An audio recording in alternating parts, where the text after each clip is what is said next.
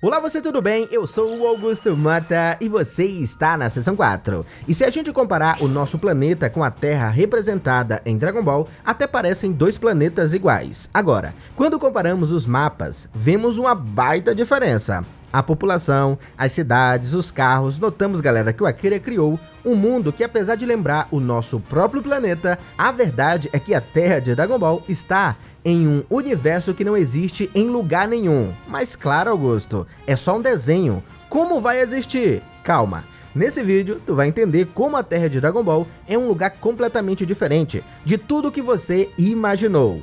Perguntas como: por que a Lua foi destruída mais de uma vez e nada aconteceu com o planeta? Por que existem animais falantes? Ou por que carros voadores e construções futuristas estão no mesmo ambiente que os dinossauros? Em outras palavras, a Terra de Dragon Ball simplesmente desafia as leis da física, e nesse vídeo tu vai entender o porquê. Mas antes, deixe seu like, se inscreva no canal e então se liga aí.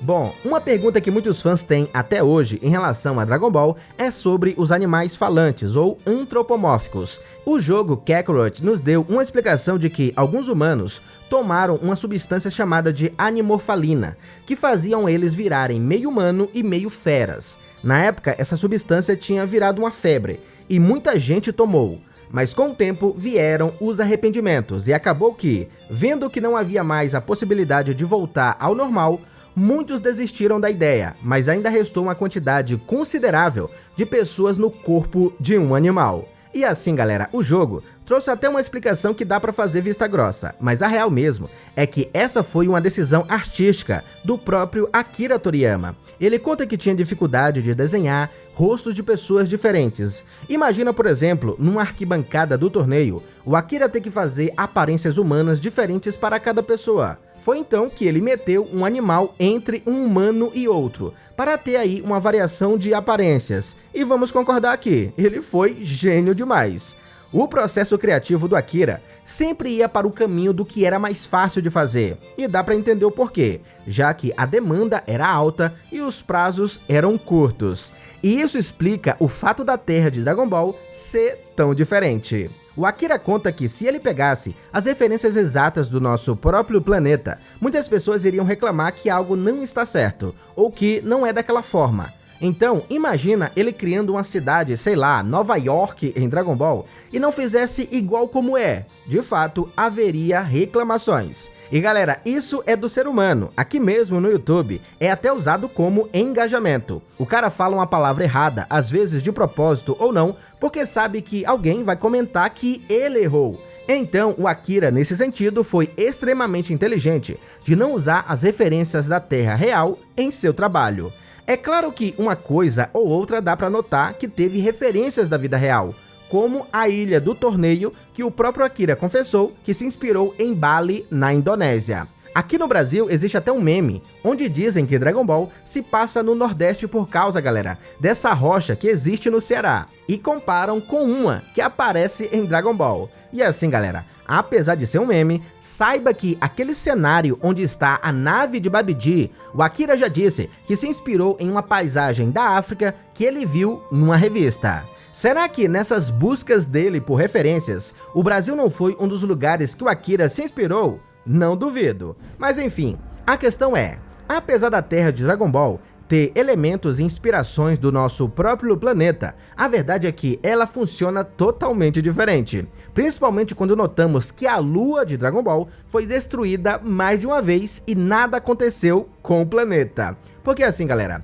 num cenário real, se a Lua desaparecesse, teríamos consequências enormes. A primeira coisa que mudaria seriam as marés. Sem ela, as marés, galera, ficariam muito mais fracas, porque teria apenas a influência do Sol. A Lua também ajuda a estabilizar a inclinação do planeta. Sem ela, o eixo terrestre poderia oscilar muito ao longo dos milhares ou milhões de anos. Isso causaria mudanças climáticas extremas, com regiões ficando congeladas ou algumas ficando extremamente desertas.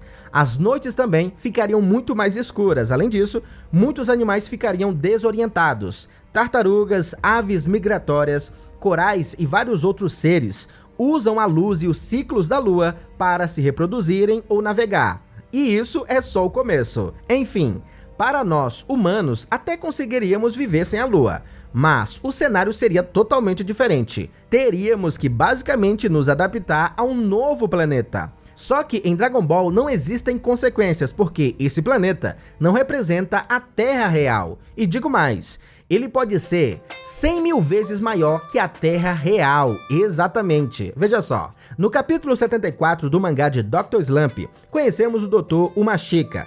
Ele é como se fosse o Mr. Satan, só que no ramo da ciência. Se considera um gênio supremo. Nesse capítulo, inclusive, ele é chamado para apresentar a sua mais nova invenção, um robô que no começo se mostrou surpreendente, até aparecer a criação do Senbei Norimaki, o criador da Arale, trazendo aí um robô muito mais tecnológico e inovador, ganhando assim a competição.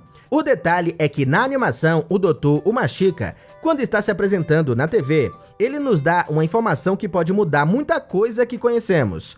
Quando ele diz que a Terra de Dragon Ball tem 4 bilhões de quilômetros na sua circunferência. Sabe o que isso significa? Que a Terra de Dragon Ball, galera, é 100 mil vezes maior que a Terra real. Exatamente. E talvez tu esteja se perguntando agora, mas Augusto, Dr. Slump não tem nada a ver com Dragon Ball. De fato, galera, são duas histórias diferentes, mas que se passam no mesmo ambiente, no mesmo planeta. Se tu olhar para o mapa de Dragon Ball, no canto inferior direito, verá a Ilha Pinguim. A Arale não só está no anime de Dragon Ball, mas também no mangá. Eles compartilham do mesmo universo, e ela frequentemente faz aparições em Dragon Ball, inclusive esteve no Super. Então essa informação é extremamente relevante, e se realmente for verdade, mudaria muita coisa do que conhecemos hoje em Dragon Ball. Por exemplo, o feito do Gotenks em dar uma volta na Terra várias vezes se torna mais impressionante ainda.